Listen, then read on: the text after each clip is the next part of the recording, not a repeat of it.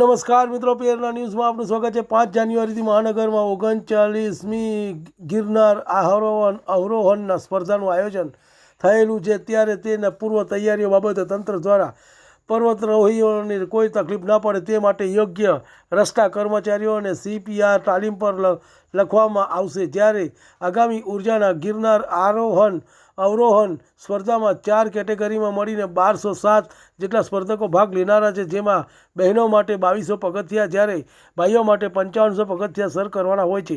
સુખદ અને શાંતિમય માહોલમાં સ્પર્ધા પૂર્ણ કરવા માટે હાલ તંત્ર દ્વારા જરૂરી તૈયારીઓ શરૂ કરવામાં આવતા ભવનાથ સ્પર્ધાઓને જમાવડો જોવા મળી રહ્યો છે। અન્ય રાજ્યોમાંથી આવતા સ્પર્ધકો માટે સરકાર દ્વારા પૂરતી સુવિધાઓ પૂરી પાડવામાં આવનાર છે, જ્યારે સ્પર્ધાની રૂટની સફાઈ આરોગ્ય સુવિધાઓ પૂરી પાડવા માટે મહાનગરપાલિકા ધોરણે કામે લાગ્યું હતું। રિપોર્ટ જયેન્દ્રભાઈ યોગાનંદ, જૂનાગઢ।